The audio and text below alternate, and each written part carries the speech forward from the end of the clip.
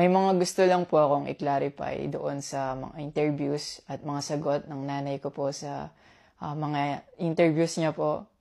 Unang-una po yung 70K na incentives po na sinasabi niya from World Championships 2021 po. Unang-una po 2022 po yun. At hindi lang po 70K yung na-receive ko po doon. Alam ko 6 digits po yun. Dahil dalawa po yung nakuha kong medalya. After nun, mga bandang December, umuwi ako sa Pilipinas. Nakikita kami ng mama ko. At hindi niya sa akin sinasabi na na-receive niya na pala yung incentives ko from World Championships. Hindi ko pa po malalaman na na-receive niya na po yung incentives ko kung hindi ko pa po hinanap.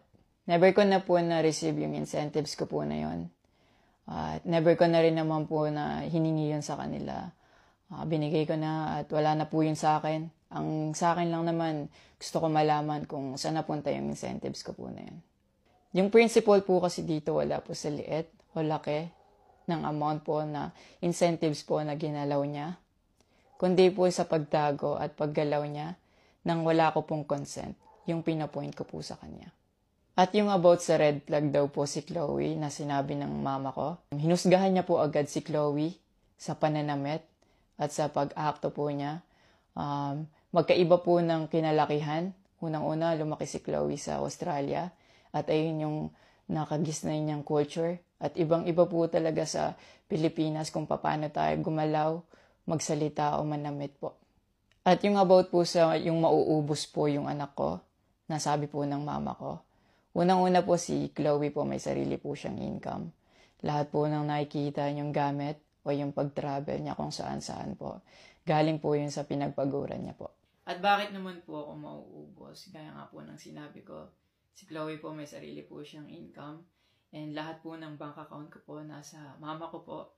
At may mga instances po talaga na si Chloe po yung sumasalo sa akin that time po. Bukod sa incentives po, nasa kanya din kasi yung bank account ko sa monthly allowances sa pag-gymnastics ko.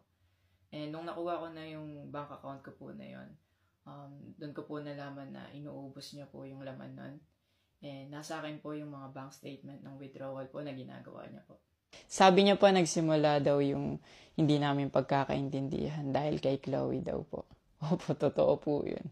Dahil ever since unang-una pa lang, ayaw niya na kay Chloe kahit hindi niya pa po nakikita or nakikilala in person. And mas nagkalabuan po kami nung naglagay po ako ng boundaries sa relationship ko. Kasi pinaglaban ko po si Chloe dahil gusto ko po siya. Yung about sa training camp na kinikwento niya na si Chloe dapat wala na daw doon, sabi ng former coach ko pagdating nung dalawang magte-training camp doon. Usually, kapag magte-training camp kami, palaging naka-hotel. And miscommunicated yon na doon pala sila sa akin na mag-i-stay. Hindi rin totoo na pagpunta nila doon, nung dalawang bata, dapat wala na si Chloe kasi sabay-sabay silang pumunta doon. Actually, nagulat pa yung former coach ko kasi nandun si Chloe. Minelcome naman namin sila talaga. Nag-prepare kami para sa kanila. So, hindi ko alam kung bakit ganun yung mga sinasabi niya. At yung sinasabi niya po na yung dalawang bata po dahil si Chloe yan doon, yung nakabalandra daw yung puwet po. Bilang nakakatandang kapatid po, bilang boyfriend ni Chloe po, at bilang ate at kuya po, kami po aalagaan po namin sila. Hindi namin po gagawin yung mga iniisip niya na gano'n.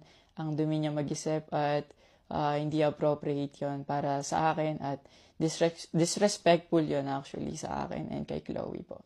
And yung sinasabi niya na so dapat wala daw pong outsider or guest po doon sa apartment ko po. Di din po yung totoo kasi wala naman pong naka-indicate or nakalagay sa contract na bawal yung guest or outsider sa loob po ng apartment po. And actually, invited po si Chloe ng former coach ko from Japan nung SEA Games pa lang po sa Vietnam. So, sinabihan kami na invite mo na lang si Chloe sa Japan and doon kayo mag-hangout. Sabi niya pa na feeling niya daw, nilalayo ako ni Chloe sa kanila. Unang-una po yun, months before nun, kasi uuwi ako parang 3 days yun. Sinabihan ko na sila na mag-i-spend time ako kay Chloe. Nagpunta kami sa Baguio. Sinama ko si Chloe, nag-spend time kami. Nakikipaghalubilo naman po kami, hindi naman ako nilalayo ni Chloe. Actually, pumunta pa kami sa Pangasinan. Like, po kami doon, parang meet and greet. Yeah. Tapos after nun, nagpunta tayo ng Baguio.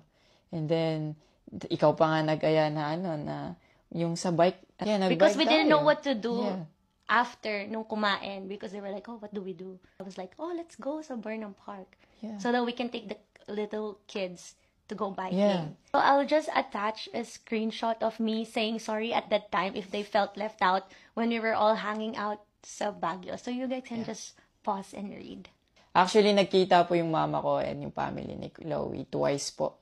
And then, yun, nag-usap po sila. In the last resort, my family made a group chat Yeah. na kasama everybody involved because my family wanted to address kung ano yung issues ni mom mo towards me. Yeah, kasi marami na siyang pinopost. Yeah, madami na siyang pinopost. And even though my family knew na madami na siyang pinopost, my family still welcomed them, treated them with respect, and with no judgment na pinaringgan nila yung side ng mom mo, what she had to say about me and our relationship. And then, after the group chat, she left, your mom left, and wala siyang narinig anything from my family. May recent interview po kayo na kinakongratulate niyo po ako. Kung genuine po talaga kayo, maraming salamat po. Ina-acknowledge ko po yung pagka-congratulate niyo sa akin. Pero nagpa-flashback pa rin po talaga yung masasakit niyong sinabi sa akin at yung mga hindi niyo pag-wish well sa akin. Like, tumatatak po yan sa akin talaga. Ang message ko po sa inyo na mag-heal kayo, mag-move on, at napatawad ko na kayo long time ago po. Pinagpe-pray ko na maging safe kayo palagi at nasa maayos kayong kalagayan dyan lahat. Tigilan na po natin to at i-celebrate na lang po natin yung mga ginawa po ng paghihirap, pagsasakripisyo ng bawat atletang Pilipino dito sa Olympics. Sa tingin niyo, ma'am, ano ang naging mitsa dito sa hindi niyo pagkakaunawaan ng anak niyo ni Kaloy? Sa anak niyo na si Kaloy? Ang naging mitsa lang naman talaga, no, ever since is yung babae talaga. Yung girlfriend. Kasi, yes, oo. Lalong lumaki, tapos na parang nagkaroon kasi ng training camp si Kaloy. Kasama ko yung asawa ko, naghatid kami sa Terminal 3. Ang sabi sa akin ni Rayland, yung coach niya, tita, alam mo na ba ang nangyari? Sabi ko, no idea at all. Kasi hindi naman kami nag-uusap ni Kaloy eh. So wala kaming idea talaga kung ano yung nangyari. Na parang pagdating pala doon, ang sabi ni Coach Mone, dapat pagdating ni Eldro Edlang, teammate niya, yung babae, wala doon sa apartment niya. Sa bahay na tinitirahan niya na binabayaran ng JOC na nire-reimburse ng PSC every end of the year. So dapat bahay lang siya ng mga atleta, parang dorm. So yung mga outsiders, dapat wala doon. Especially yung walang kinalaman sa training. Oo, tinanggap niya, pinakita ni Kaloy, tinanggap niya. Nandun yung mga maleta ng dalawang bata. Pero sa tingin mo, yung anak ko is 15 years old. Sa tingin nyo ba, patutulugin ko yung anak ko, isa lang siya, para lang siyang studio time. Oo, so maliit lang siya, mas maliit na nga siya. So patutulugin ko yung anak ko, menor de edad, kasama siya at yung babae. Diba? Pangalawa, si Miguel, hindi rin papayagan ng parent niya. Na sinabi sa akin na, Angelica, mag-meeting tayo, hindi ko papayagan si Miguel na matulog din doon. Siyempre, mahirap, puro lalaki eh, 'di ba? Na anything na mapatingin or something, actually yun din yung sabi ni Coach Mone, no? Baka mapatingin si Miguel sa puwet na dahil nakakalat, maging masama yung bata. Diba? Yung ano doon. Isa pa kasi, alam ko, is Christian talaga sila sila, yung papa ni Miguel. Kaya hindi niya talaga i-allowed yung mga ganong. Pero dati ma'am, naging okay kayo ng girlfriend? Or una pa lang talaga? Una, parang medyo okay kasi nagtatawag-tawag naman sila rito ni So, hindi ko naman din masyadong pinapansin, no?